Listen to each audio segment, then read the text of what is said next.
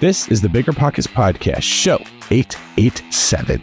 What's going on, everyone? This is David Greene, your host of the BiggerPockets Real Estate Podcast. Today, we've got a Seeing Greene episode. If you haven't been here for one of these, you're in for a treat.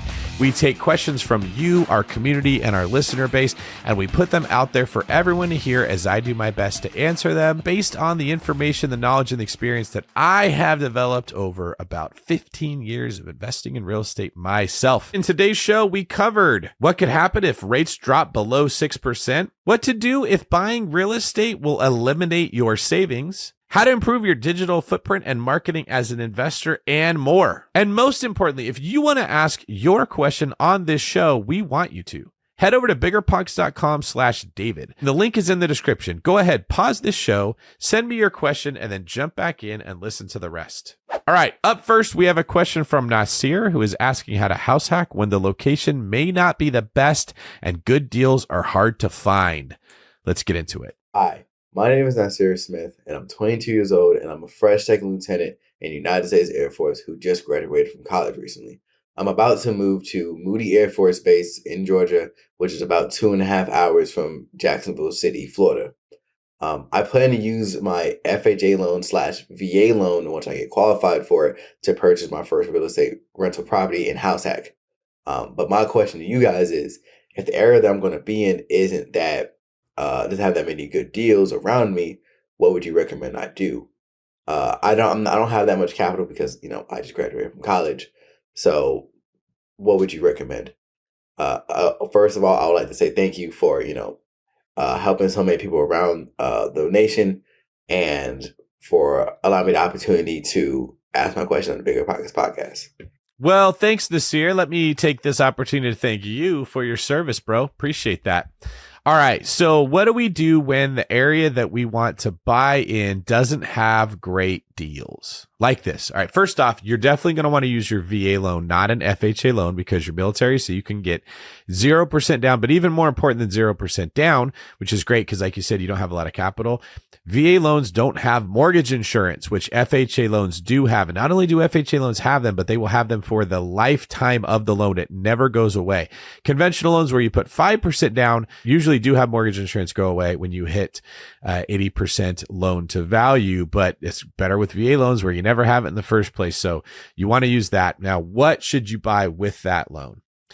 I would be asking myself where you have a competitive advantage. I talk about this in long distance real estate. When you're trying to pick your market, a lot of people, they ask the wrong question. They just say, what's the best market? Where's the best deals? Where's the best place to invest? And you do want to look into a solid area to invest. But in my experience, it's not very often that any one area jumps out as the best place to invest.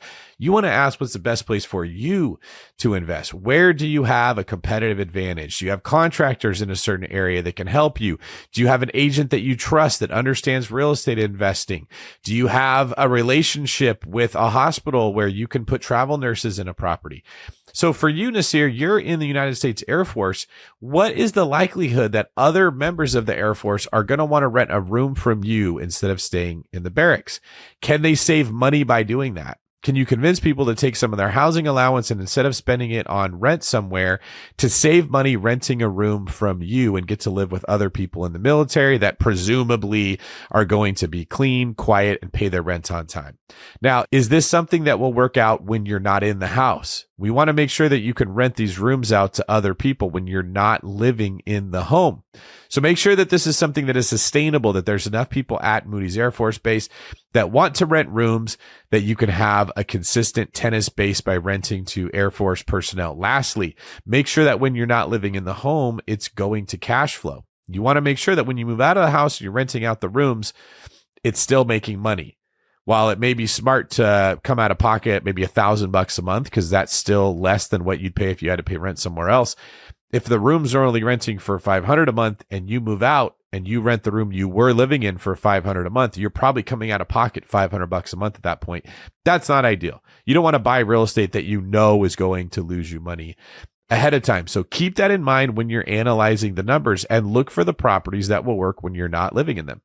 Great question, man. And I'm excited to see how you do. Keep watching the show and let us know how this goes. All right, our next question comes from Logan in Tucson. And Logan asks, I want to ask how you think I should be investing in the next 1 to 2 years.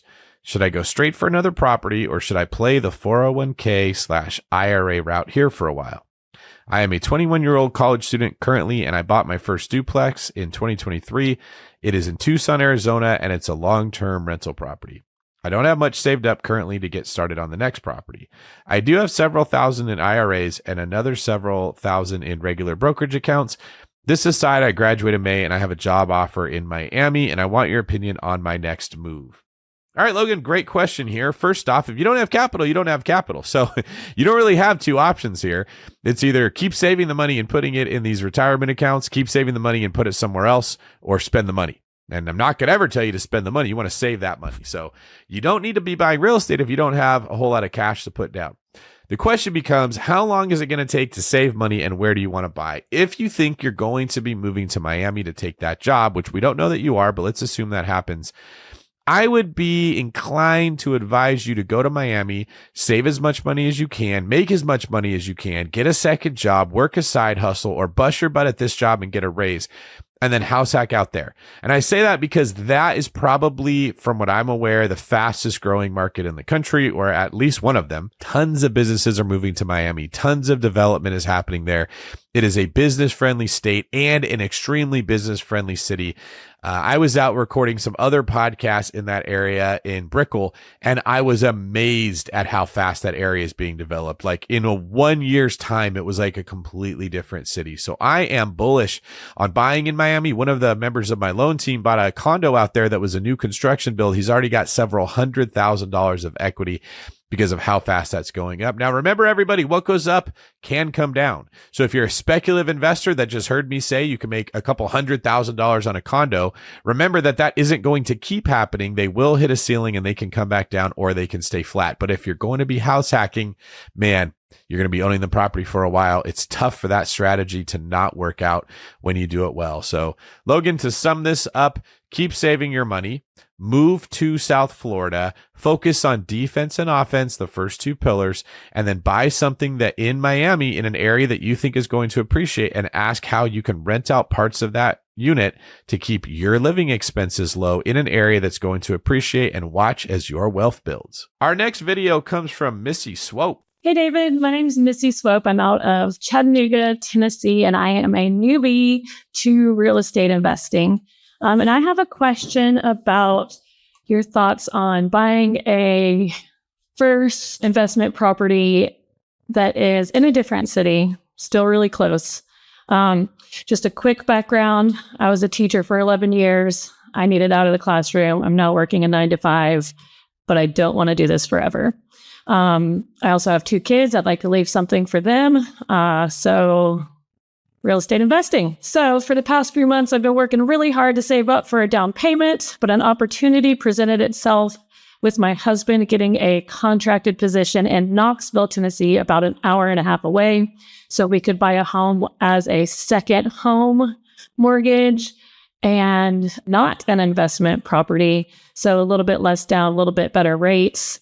And our plan is for him to live up there when he's there and house hack it. This will take, based on the houses we've looked at so far, almost all of our savings. So that puts me a little hesitant. I'd like to have a little bit more of a little nest egg there. But like based on all the data we see in Knoxville, it's going to cash flow immediately. Bare minimum will break even, which is still kind of like cash flowing for us since my husband has been paying to stay in Knoxville while he's working anyways. So I would love to hear your thoughts on this situation, if you think it's a good idea or a bad idea, if I need to give it a little bit more time and save up a little bit more money. Thanks. All right. Thanks, Missy Swope. All right. I like Knoxville. I like that area quite a bit. I think I'm going to be visiting it in a couple months, or at least that area growing quickly, and I'm bullish on that. I like the house hacking idea. I'm also bullish on that. I like the fact you said the property is going to cash flow. Everything here is lining up to be a green light, pardon the pun, except for one thing, and that's your personal financial situation. If this is going to take up all your savings, this makes me nervous that something could go wrong with this property or maybe one of the other ones. that could lead to you being in trouble because you spent all your money on the real estate. So this is not a real estate question. This is a financial independence question. This is a personal budget question. What can you and your husband do to build that nest egg back up? Do you have things that you can sell? Do you guys have a boat that you're not using that's sitting in the yard that you could sell for 10 or 15 grand and put some money in reserves? Do you have a classic Corvette that he never actually fixed up sitting in a garage somewhere? Can you guys cut back on spending for 6 months or 12 months and save 10 grand or 15 grand? Can you get a side hustle? I believe you mentioned that you got out of the classroom, but I don't know if you did anything else. Would it make sense for you to get some part-time work, start a business, get a real estate license, do something to make some money to replenish the money that you're spending on the down payment of the home? Because if you can improve your financial picture, you can buy this property, which will significantly improve your financial picture in the future. And I love anything in life that forces me to kick my butt in gears. I see in my notes here that you're currently working a 9 to 5, but you don't want to do it forever, and that you're hoping to have 3 to 4 properties in the next 5 years or so. Well, that's not going to happen if you don't buy them. And you're not going to be able to buy them if you don't have the money for the down payment. And if you do have the money for the down payment, but you don't have enough money in reserves, you're not going to be able to buy them either. So, Missy, we are back to looking at your finances and your budget. What are you and your husband willing to do to both save money or make more money that will put you in the position that you can buy the real estate? Because you're 90% of the way there. You got everything lined up that you need. How could you get a little less comfortable for that last 10% to get yourself very comfortable later in life? If I were in your position with you and your husband, I would sit down at the old kitchen table, pull out the budget and say, what can we do, not forever, but in the short term to make more money? What options do we have? What skills do we have? What have we not been doing? Is there consulting that you could do? Is there a business that you can start? Can you work for somebody else? Can you guys say, hey, for the next 14 months, we're both going to take on side hustles. And if we live within our budget and cut something out and make additional income, 14 months later, we should have X amount of money saved up. And that is more than enough to recover for the reserves. I'd be looking at things like that. And then I would ask myself, what do I need to do to build additional skills to make more money? Because remember, the more uncomfortable that you get in your job and the more money you make, the more comfortable that you'll be financially. Let me know how that goes, and good luck to y'all in Knoxville. All right, I hope you're enjoying our shared conversation so far, and thanks for spending your time with me. We love you at BiggerPockets. If you would like to be featured on Seeing Greene, and I'd love to have you, head over to BiggerPockets.com/David, where you can submit your question and join me on the show. All right, today, instead of going over YouTube and podcast comments, we're actually going to be jumping into the BiggerPockets forums, look at an interesting forum thread. Basically, the forums are a community encyclopedia of knowledge and daily conversations where people go on to BiggerPockets to ask questions and share answer to those questions. Think about like maybe the old Greeks when they get together at a bathhouse and sit there and soak and just talk about life. Well, that's happening on the internet over at the BiggerPockets forums. Today, you're going to be joining me in the bath, so make sure you don't get too pruny. The question comes from Katie Miller, our head of publishing for BiggerPockets books. What's something that nobody tells you about real estate investing but should? Katie says, the mail and the texts. It's overwhelming. I've never gotten more snail mail in my life, like mortgage statements, bank statements, invoices, property tax statements. And it seems like every time we turn it to a paperless option, the mortgage is sold to someone else, and then I get all new mailed statements to turn off again. Also, all the texts and calls from people looking to buy my properties. Okay, before I even read any more, Katie, I feel ya. This is my life. This might surprise everybody. I have literally had to hire a human to go to my house and check my mailbox every day because I get so much notifications that it spills over and the mailman stops bringing me mail. And then I have to go to the post office and pick up all of this garbage mail. I've also had to tell my phone, don't tell me when a number calls that I don't have saved. So if you've ever tried to call me, that's probably why I didn't answer. Because if I don't have the number saved, my phone will just ring all day long. And I'll get random texts from people with automated texting services trying to buy my properties. Because when you own out-of-state properties, you show up on all the lists that all of the wholesalers and the real estate investors that are looking for off-market deals deals get, and then they just blow up your phone and your text or your mailbox with all this unwanted solicitation. That is such a good point, Katie. Nobody tells you that that is going to happen. Jake Andronico commented and said, the headache factor. This is not a passive endeavor, especially in the beginning. The more I'm involved with larger investors who have been around the block, the more I understand why they're willing to take a lower return for less headache. I've said this myself all the time. When you get obsessed with ROI, oh boy, you stop thinking about how much work you're going to be putting in to get that extra percent. The whole point, generally at least, is to have a simple, passive portfolio. Chad Karchin preaches this very well in The Small and Mighty Real Estate Investor, and I think it's so important. More doors, more return, more loans, more creativity, more. What about 4 to 8 paid off rental properties in desirable areas with a super low headache factor, throwing off 8 to 10K net per month?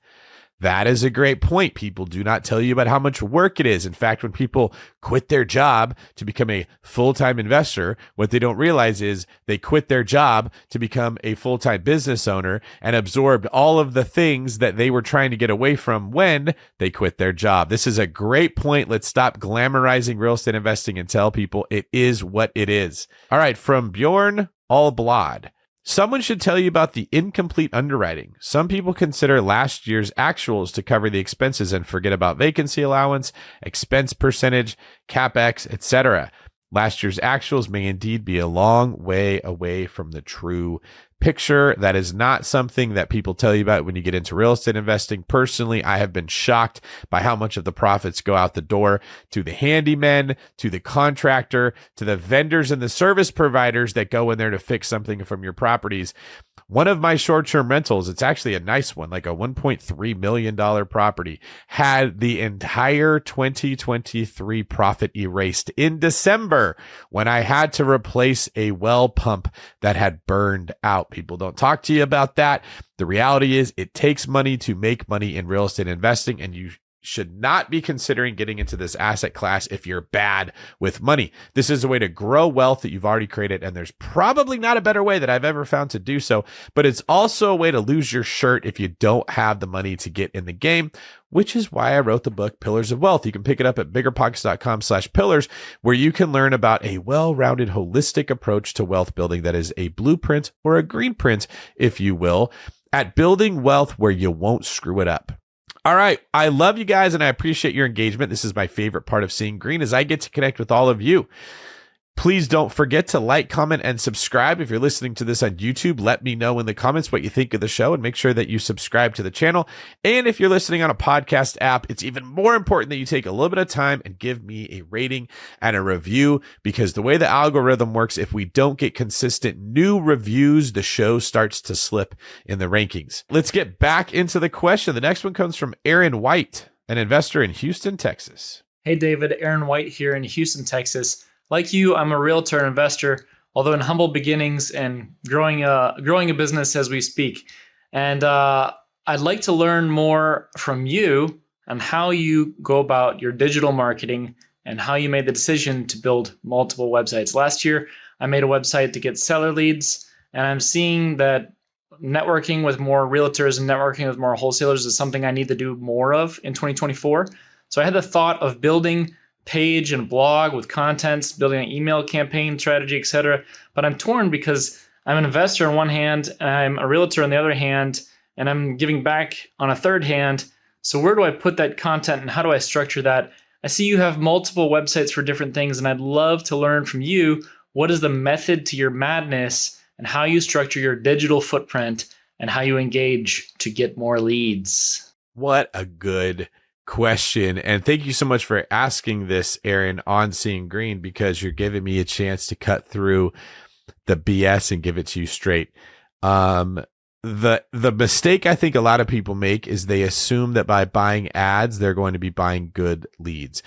Spending money does not turn immediately into good leads. Think about in your life. When you see an ad, do you immediately feel a compulsion to click on it and throw your money at the person that proposed the ad? You probably don't. In fact, you're probably annoyed by ads. And this is a great thought exercise for a lot of us to take a step back and think about. If you're a real estate agent and you're saying, what can I do to get leads? Or if you're managing a database and you're saying, how do I automate this so that I don't have to actually email the people myself or text them or call them? I just want it automated. Do you like it when you get an automated email or an automated text from someone else? Do you engage with AI when it comes your way? How many of you have ever got that Happy Thanksgiving gift in your email from a realtor with a flashing turkey, smiling silly, and thought, oh my gosh, I need to call this realtor right now and list my house with them? Probably doesn't happen. It probably irritates you when you get that message. When we get automated correspondence or ads we did not want, it doesn't make people want to give us money. So one of the things that I think about is how to get away from automating things. You actually want to have a personal touch. So if you're trying to generate more online leads, you have to think about how to make good ads with content that people want to watch. Now, my advice, if you're trying to figure this out, is to invest in yourself. How do you become a better communicator? How do you hold people's attention better? How do you think of something to say that people would want to hear? And then how do you give them that? That builds rapport. I'm doing that right now on this show. This is free for everybody listening. We at BiggerPockets are teaching you how to build your wealth. Now, through doing that, it builds credibility with BiggerPockets. You start to feel comfortable with this company and you start to trust them so that if you're going to buy a book or you're going to use a calculator or you're going to join a boot camp, you're going to do it through BiggerPockets because you trust them. If you're going to buy a house or if you're going to get a loan, you've been listening to me on this show for a long time. You feel comfortable using me. You're going to contact me about one of those purposes. The goal is not to put together a campaign to just generate a bunch of interest from strangers, because strangers don't typically give their money to people they don't know. The goal is to turn strangers into friends and then build a relationship with those friends and then market to your friends who know, like, and trust you. This is what so many marketers get wrong. This is why earlier Katie was mentioning that she's irritated by all of the mail she's getting that she never asked for. So Aaron, here's what I'm getting at. Invest in yourself. Grow a database personally. Put together events that are teaching people the stuff that you think they might want to learn or giving value to investors that they're going to want to soak up from you. If you're looking to work more with realtors and investors in your area, you're correct in assuming that they're going to want some assistance with their fears and concerns because most people are afraid on the journey. So give them something for free that eases their fears and addresses their concerns. That will build rapport with those people. It's like relationship capital that you're making a deposit on with them. And then you can withdraw that capital later when you want business. I talk about this in my book, Sold, for real estate agents when they ask the same question. I think they should be talking to their database, pouring into those people, putting deposits into that relationship, and then making withdrawals in the form of, hey, I'd love your referrals when it comes time to someone that wants to buy or sell a house. If you're trying to build a wholesaling business or an investing business, take the same approach. Gary Vaynerchuk covers this pretty good in his book, Jab, Jab, Jab, Right Hook. I recommend that if anybody's trying to figure out how you can create a database of people that like you and want to do business without you without being scammy.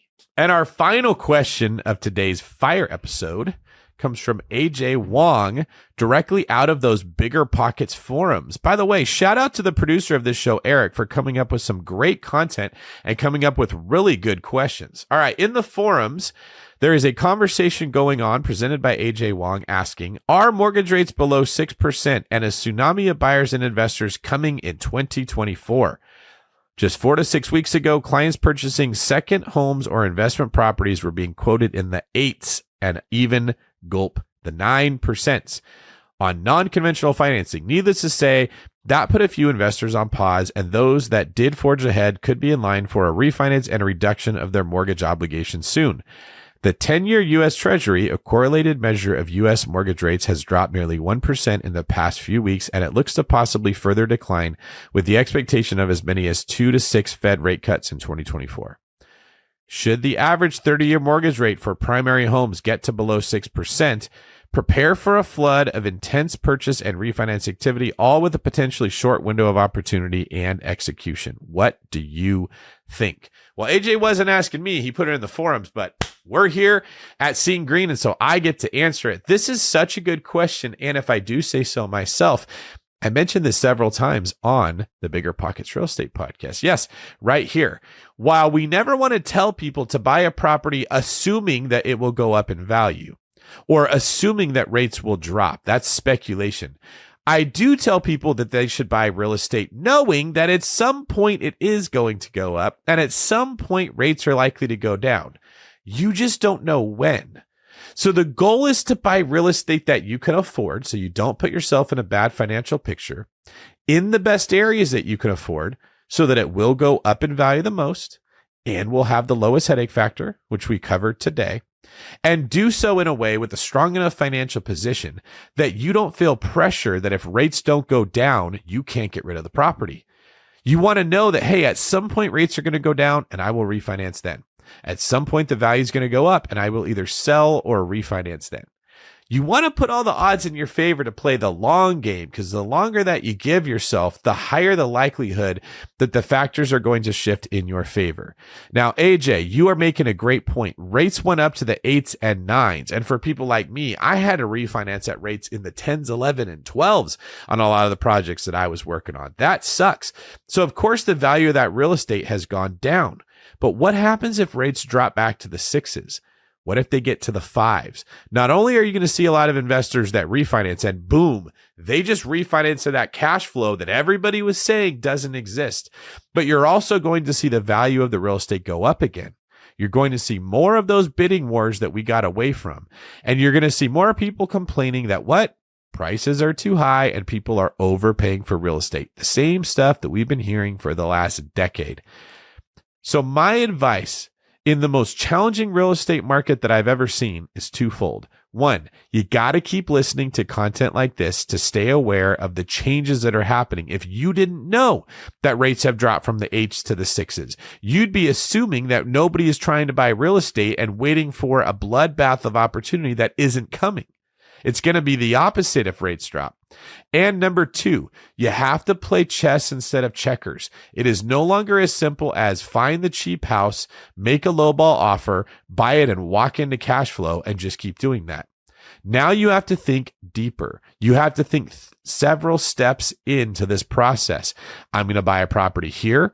And I'm going to give myself a 5-year window. And if rates go down in that 5 years, I'm going to take this route and refinance. If rates don't go down in 5 years, I'm going to take this route and sell.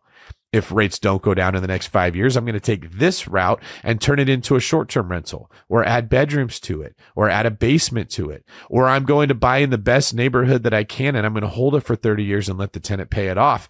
And during that period of time, if the market shifts in your favor, you have to be able to maneuver. But what do you think? Let me know in the comments if you think it is simple and I'm missing it. Let me know if you think that there's a strategy here that I didn't cover. And let me know if you think 2024 is going to go back to a bloodbath of prices rising and overbidding and massive competition for real estate and contingencies being waived and everything that we saw before rates went up. Or if you think it's just going to kind of stay the same where it's at, or if you think the prices are going to drop. All right, that was our show for today. Thanks for being here. And guess what? I've got some good news for you. If you like this, there's more of these shows that you can listen to. Just search YouTube for BiggerPockets Seeing Greene or check your podcast feed for other Seeing Greene episodes where you can listen to more stuff like this and hear the questions from other people that are being asked that are running through the same mind that you've got and get the answers that you need to help build your wealth, grow your portfolio, and set you up for a better life. If you want to be featured on Seeing Greene, head over to biggerpockets.com/David, where you can submit your question. And if you want to know more about me, you can find my information in the show notes. We'll see you guys on the next one.